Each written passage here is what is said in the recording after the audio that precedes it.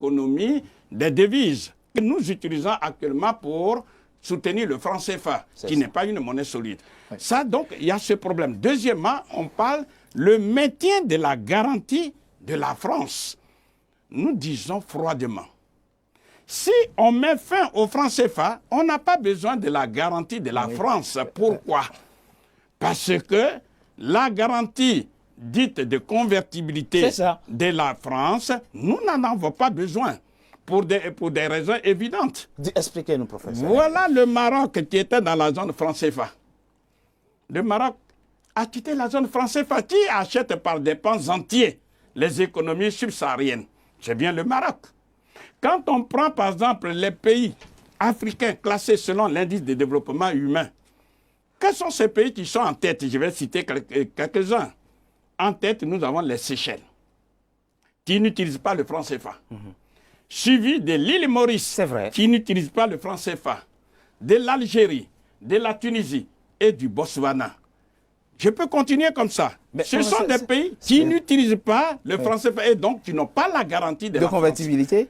Mais ils n'ont aucune garantie de convertibilité. Ils n'ont pas besoin. Mais ça n'existe. C'est un concept qui n'est pas fondé. Elle n'existe pas. Voilà. C'est un concept qui n'est pas fondé. Ce concept, oui, allez-y. C'est pour mentir aux Africains parce que cette garantie-là, on dit on garantit d'abord la convertibilité. C'est ça. Ça veut dire on revient tout naturellement à justifier le maintien de ce qu'on appelle les stocks d'or et de devises en France.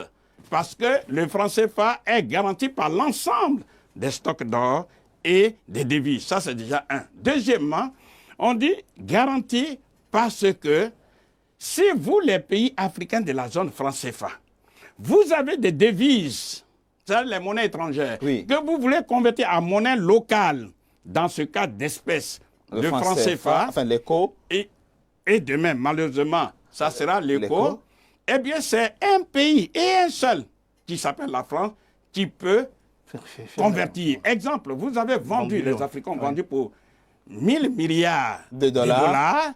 Il faut convertir en CFA. Il y a un pays, un seul, qui peut produire des CFA, c'est la France. Concrètement, donc, si je vends en tant qu'État des biens et je gagne 1000 milliards de dollars, pour pouvoir disposer de l'éco pour payer mes fonctionnaires, il faut que ce soit la France. Et c'est ce point-là qui doit être clarifié. Ça veut dire quoi? Pourquoi la France peut se permettre ça? Parce que le franc CFA s'est produit à Chamalières aujourd'hui et demain, puisqu'il y a un silence total, le franc CFA va se produire, non, l'éco va se produire à Chamalières, c'est-à-dire en France. Donc nous n'en voulons pas. Alors, troisième point. Très rapidement, professeur. Troisième point, nous devons comprendre, il y a le problème de la libre transférabilité des capitaux de la zone franc CFA vers la France et vers le reste du monde. Et là, vous avez toujours stigmatisé les multinationales françaises qui font d'énormes bénéfices sur le continent. Ça veut dire que l'éco, pour que l'éco soit une véritable monnaie africaine, nous demandons simplement le retrait de la France. Par exemple, prenons la Grande-Bretagne. Le Ghana et la Côte d'Ivoire sont deux pays frontaliers. La Grande-Bretagne n'intervient pas dans la gestion, du Ghana. La Grande-Bretagne n'intervient pas dans la gestion du Nigeria. Mais qui est la première puissance économique de l'Afrique? C'est bien le Nigeria, ensuite l'Afrique du Sud, etc. En un mot, il faut que les Africains comprennent définitivement que la subordination d'un pays à un autre génère non pas le développement, mais le sous-développement. Il n'existe pas un seul pays de la zone franc CFA qui soit développé. Merci, professeur. Alors que nous avons tout ce qu'il faut pour pouvoir c'est très important d'insister sur le potentiel que nous disons. Donc, si vous permettez, je pourrais proposer par la suite je reviendrai. Pendant plus de 70 ans, nous sommes restés dans le nazisme monétaire.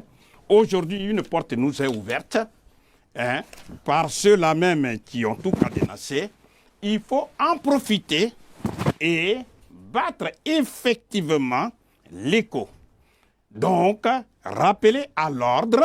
Qui n'a rien à voir avec le franc CFA. L'éco, vous parlez de façon, l'éco 1. Non, CEDEAO. C'est-à-dire que le franc CFA, ce qui a été dit à Abidjan, nous considérons que désormais c'est irréversible, puisque ils ont maintenant dit que nous avions eu raison de combattre le nazisme monétaire véhiculé par le franc CFA depuis plus de 20 ans. D'accord.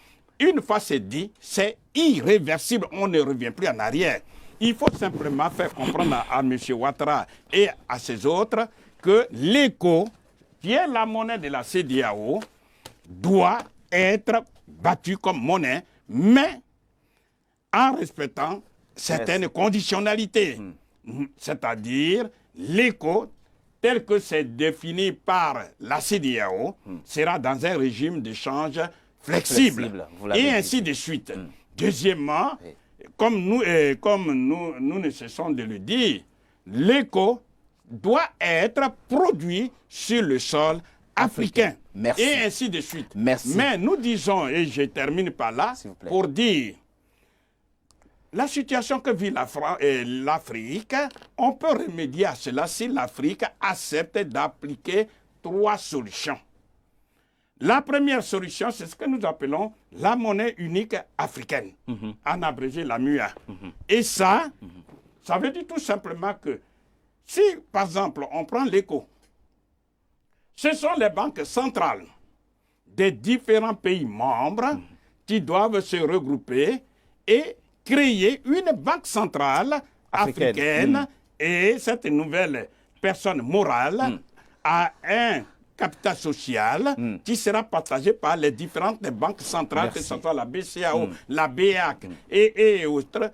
Avec la monnaie unique africaine, en abrégé la MUA, on va financer